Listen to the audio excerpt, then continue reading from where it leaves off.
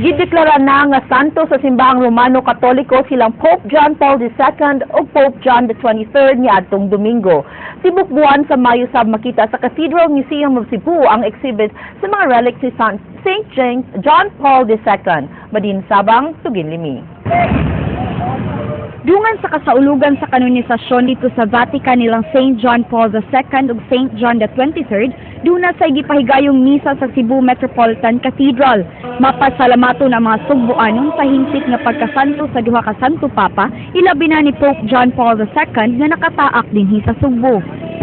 Kita diri sa Pilipinas magpasalamaton ta kay Katoliko man tang nasod usa kini ka higayon nga kitang tanan magka-iusa Salamat kita nga kuan ba na kuan Japon ang sa Pope John Paul ba na celebrate Japon ba.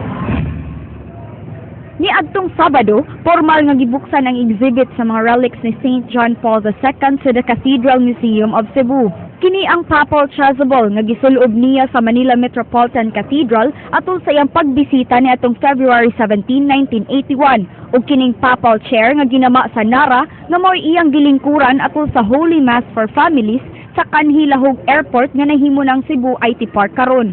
Niasab ang handwritten note niya alang kang Cardinal Rosales ug ang mga medals nga gipahimo sa Suarez Brothers sa iyang apostolic visit dinhi sa Pilipinas. Gidugukan dayon sa mga deboto gikan sa nagkalain-laing lugar ang maong exhibit sama sa pamilya ni Lexi din iyang giampo ang manghud nga si Claire nga operahanan. For her health, para maayos siya, we wish that Pope John Paul will help her sa iyang kanang sakit na akaroon, psoriatic siya. Then, bago lang naman hibawaan, 1 month ago, and then due for surgery siya. I hope na ma-heal siya. Gibalik lantaw sab ni Luella Alex, ang curator sa maong museum, diin usa siya sa mga nakakita sa Santo Papa atol sa pagbisita niini dinhi sa Sugbo. Kanunay sab nga gisulob ni Purita kining medalyon sa Santo Papa na hinatag sa iyang higala atol sa apostolic visit. I'm not the kind who would, watch out for celebrities and that kind of stuff. But when I saw him, I kind of felt like this is a holy man passing by, Felt warm all over and I'm very happy to see him. Sa may feeling niyo, ma'am, every time you move to Ubud yung medalya? Kana lang, gaan atong lawas, kana lang, happy. Alang sa buot pang mobisita sa exhibit ni St. John Paul II, abli ang Cathedral Museum of Cebu gikan sa Martes hangtod Domingo sa tibuok buwan sa Mayo. Mading Sabang, News 5.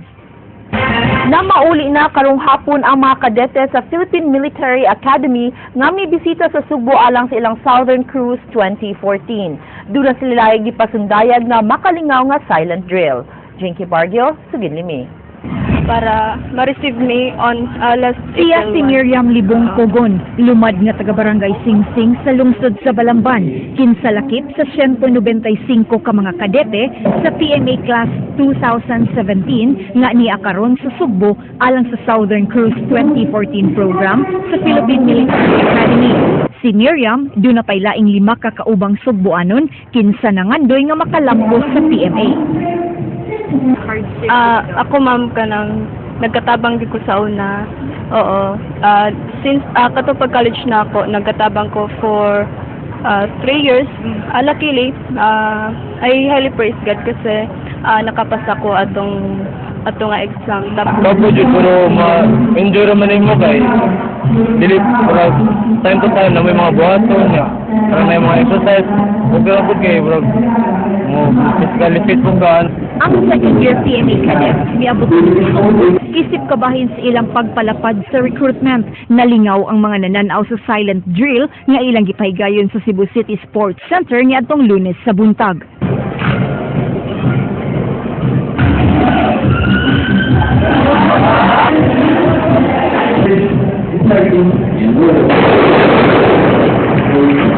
Giauhag sa tactical officer sa Salaknib Class of 2017 ang mga batanon nga nag-edad og 17 anyos ngadto sa 21, high school graduate nga way criminal record sa pag-apply sa PMA. And we would like to assure the families, the youth na once you are admitted sa Philippine Military Academy. All the privileges, your rights will be given or will be respected. Jinky Barge, News 5. Nakasabit na ang Subo sa binilyon ka pesos nga rehabilitation budget. Apan ang budget gikinahanglan pa nga aprubahan sa Malacañang. King Perez, Suginlimi. Gidawat ni Office of the Presidential Assistant for Rehabilitation and Recovery ang 10.5 bilyones pesos na rehabilitation budget sa Sugbo nga nahiagom sa kadaot sa bagyong Yolanda. Kini gipahibaw ni Task Force Pagligon Head Baltazar Tribunalo Jr. human silang meeting ni Panfilo Lacson uban kang Governor Junjun Davide ni adtong Biyernes. In other words, from the level ni President ni Senator or Secretary Lacson, doon na positive na green signal.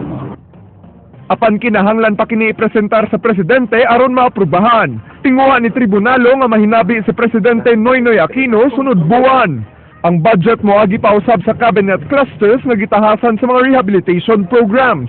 Gipahibaw usab ni tribunalo si Lacson sa suliran sa pagpangita sa mga relocation sites sa mga nagpuyo sa mga danger zones. We push for the barangay captains or sa mga mayors pagpangita gyud og mga relocation site kung covered ba na siya sa DAR or sa kanang agriculture ba na siya or protected ba na siya para matagaan, mahimuan siya proclamation sa Office of the President. Pero ang reality mo ni, dugay pa gina siya. King Perez, News 5. National Housing Authority adunay kwarta alang sa pag-relocate sa mga panimahay gikan sa 40-meter no-build zones gikan sa baybayon. Apan ang dagko ng problema mao ang pagkakuwang sa mga titulo sa yuta nga mahimong kabalhinan. King Perez, Suginlimi. Tinguha sa National Housing Authority Region 7 nga mahatagan og panimayang 8,400 ka mga pamilya sa 15 ka mga lungsod ug usa ka syudad sa amihan ng Sugbo nga naa sa mga no-build zones daplin sa mga baybayon. Sa pagkakaroon 2.2 billion pesos pa ang girilis gikan sa 15 bilyones pesos nga budget nga gipangayo sa NHA alang sa Bisayan ug Palawan. Sa pagkakaroon ng mga lungsod sa San Remigio, Tabuelan, Daan, Bantayan ug syudad sa Bugo nga naay andam nga relocation sites. So, 6.6 hectares for Bugo. For San Remigio, naana sila napalit na around 2.7 hectares, of which nahumana na mo ang planning and cost estimates na forward na nato for Manila. Nagpabiling suliran ang mga lunanggi ilang nga relocation site apan walay mga titulo ang mga yuta sama sa isla sa Camotes ug Bantayan. Sa pagkakaroon igo lang sa paghatag og housing materials ang NHA 7 sa mga apektadong pamilya sa maong mga isla. Sugyot ni figurasyon nga mangita og mga luna nga titulado sa wa pagipatuman ng Presidential Proclamation nga nagdeklarar nga protected areas ang maong mga isla. But before we can infuse money from the national government or to the agency, that the property should be titled. King Perez, News 5.